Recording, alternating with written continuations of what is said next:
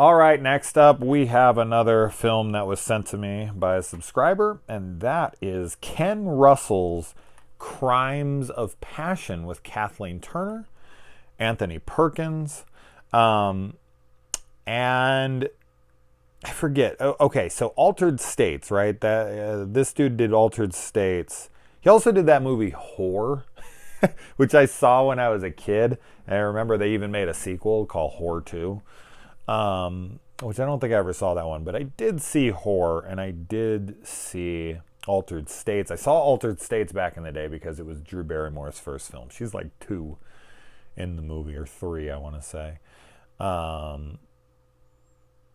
But yeah, so this this is wow. This is an interesting flick. So this movie is very much style, sexuality, intense, hardcore sensuality. I mean, even when you throw on this movie on your TV with the oh fuck, what do they call those? I'm blanking on what these are called. Not the fucking screensaver. What are these called? Oh motherfucker, I can't even think of what these are called right now. I'm blanking on the name of these. Like the menu screen. Menu screen? Is that right? Yeah, it's like an animated menu screen. Anyways, that was way too long. I'm just blanking on what these are called, which I'll get on myself later for. But yeah, so like the opening menu screen, it's just from that alone, you can tell what kind of movie you're getting yourself into, because it's like a silhouette, and it's a scene from the movie, but it's a silhouette of a guy just hammering a girl, doggy style, and it's like all colorful. Lots of like Italian influences here, really heavy, saturated colors like reds and blues, neons, of course. So aesthetically, this film is gorgeous.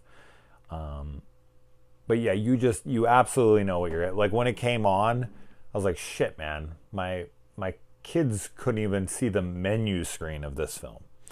But yeah, so one thing that really surprised me with this movie is that my like interactions and my knowledge of Kathleen Turner is her later work.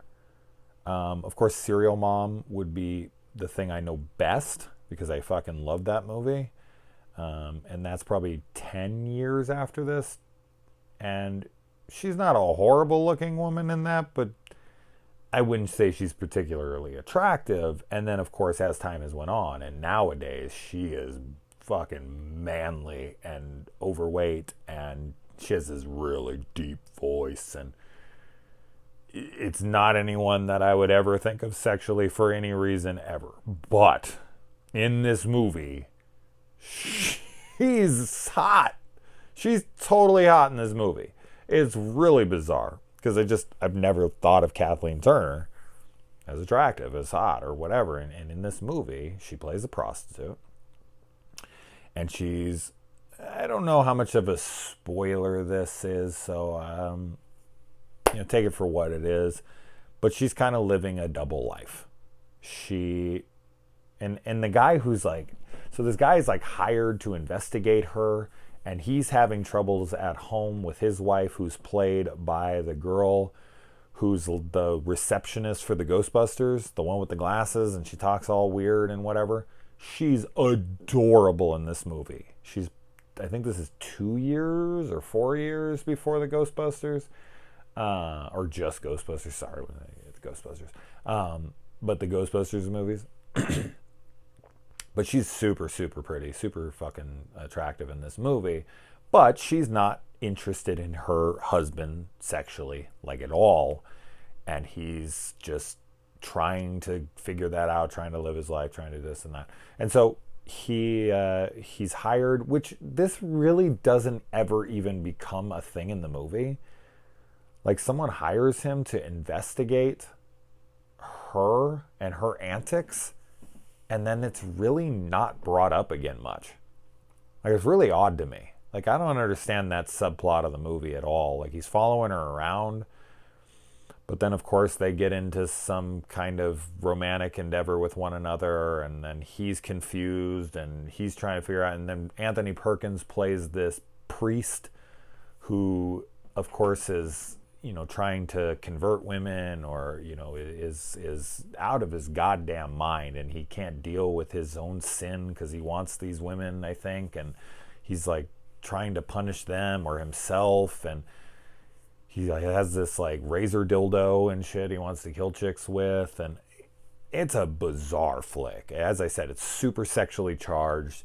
You're not so much invested in the story because the story is very much secondary to the aesthetics, to the style. This is style over substance all fucking day. And the plot itself, the only plot in this movie that I was really interested in at all was the plot between the dude and his wife and what was going on at home and her lack of interest in him sexually and the rift that had created in the homestead, and him having to feel like, what do I do to get this feeling outside of my home, trying to fix the marriage within the house, and then meeting this woman who's pure sexuality, which I feel like a lot of guys deal with this kind of shit.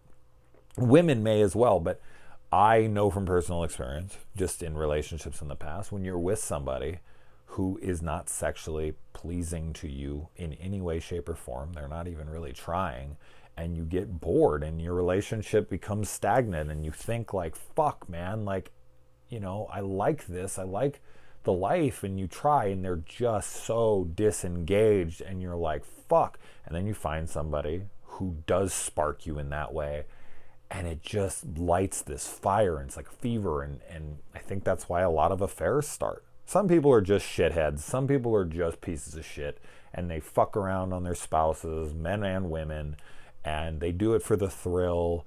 But that's because they're just not good people. Like, they don't. And then not everybody who cheats is a terrible person. I know it seems like this kind of blanket statement.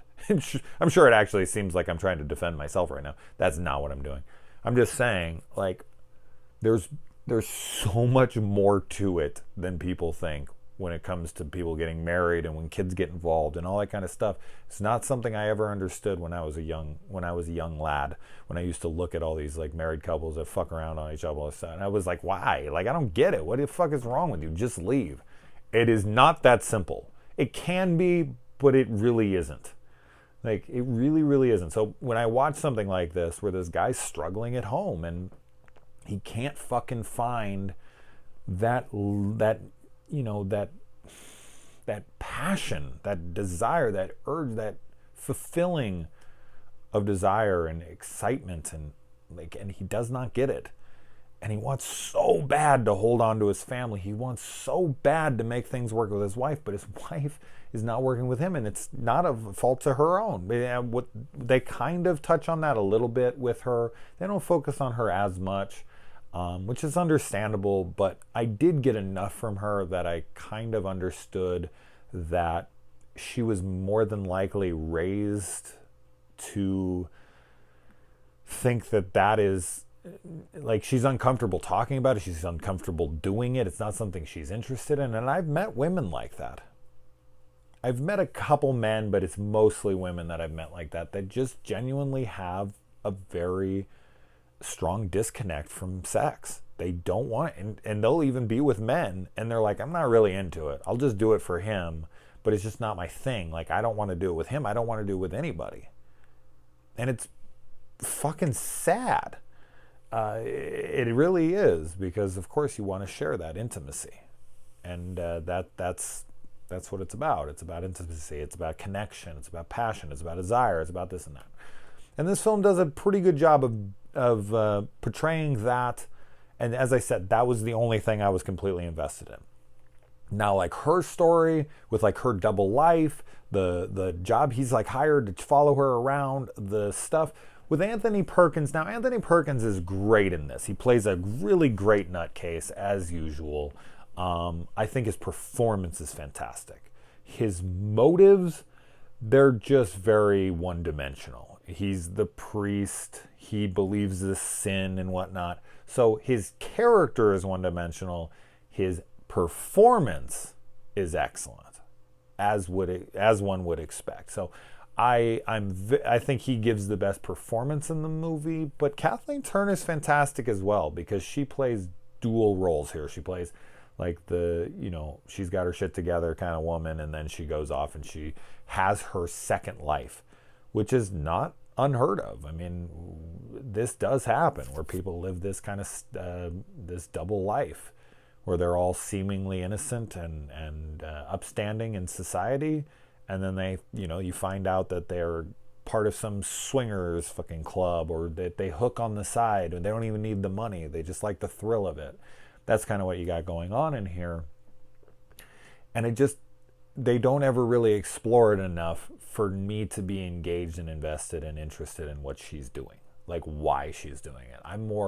I'm definitely captivated by her performance and the way she's delivering her lines, the way she's portraying this character. And I think she does a great job, because, as I said, she kind of plays a lot of different roles, because she's like role playing with people, and the sexuality in it and all of that is great. And she really gives herself, for sure. I mean, this is not a role that you can kind of half-ass. You got to go full ass, and she goes full ass and tits and the whole works. And, I'm very glad that she did, because she's very attractive in this movie, but her performance is solid. Anthony Perkins is solid. The husband in this is kind of nerdy, but I still think he gives a pretty good performance. Yet again, with the wife, I think, from Ghostbusters, I think she's great. So overall, I really enjoyed it. It's not a film I would probably watch a bunch, mostly because it's just so sexually driven. I almost felt like I was watching a porno the whole time. I mean, that's kind of how it played out. It felt like a pornographic video, which isn't a bad thing. It's just I'm not invested in the story enough to revisit it a lot. Like, style only takes me so far. Usually when I go back to watch something, I want to get deeper into the characters. I want to get deeper into this, this and that. Or just want to have pure fun with like slashers and shit. Turn off my brain. But like sexually charged, stylistic films like this, I like them. And I feel like they'd be cool to put on in the background at like a cool party or something. Like, what the hell is this edgy movie that's going on in the background? But sitting down and like watching this a bunch. The music's also really cool. It's exactly the kind of music you would expect in a movie like this. And I'm glad I own it. I'm glad I got the Arrow release as they gave to me. It's a really cool copy. So yeah, I also like the original cover with Kathleen Turner in her wig in here. This is a movie I went into completely blind, as I did with The Villainous and The Ambulance and every other freaking movie that I'm reviewing right now. So, yeah, Crimes of Passion, cool flick. I think it was 84, right? 1984. Ken Russell, not a director I'm super familiar with, but I'm assuming this is his coolest movie. Maybe I'll be wrong on that. Maybe I'll see something else of his, but I dug it. Anyway, so thank you for sending that to me. I appreciate it, even though it doesn't seem like I do, because I can't remember who sends me anything anymore. But I don't have the fucking internet to check, so I apologize. Anyways, adios, guys.